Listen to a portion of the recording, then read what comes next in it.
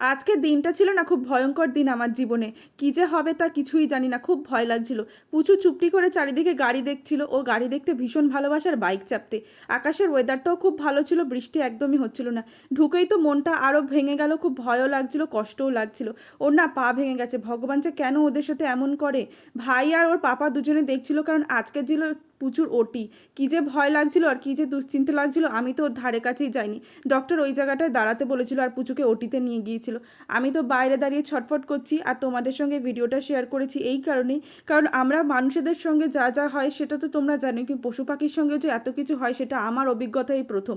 তারপর ওর কিছু মেডিসিন দিয়েছিল, ওর পাপা সেগুলো কিনছিল, নিয়ে ওকে তো বাড়ি নিয়ে আসলাম। দেখো কিভাবে শুয়ে আছে। ওকে যে অ্যানাস্থেশিয়া করেছে সেই কারণে ও জিভটা বার করে চোখটাকে শুয়ে আছে। ডক্টর ওকে বলেছিল যে ওর সাথে কথা বলতে, ও যত তাড়াতাড়ি জ্ঞানটা আসবে, রিকভার করবে, ততই আমাদের জন্য মঙ্গল। সন্ধেবেলা ফাইনালি হাঁটছে, কিন্তু মাথাটা কীরকম টলে টলে পড়ে যাচ্ছে, কেমন যে লাগছে।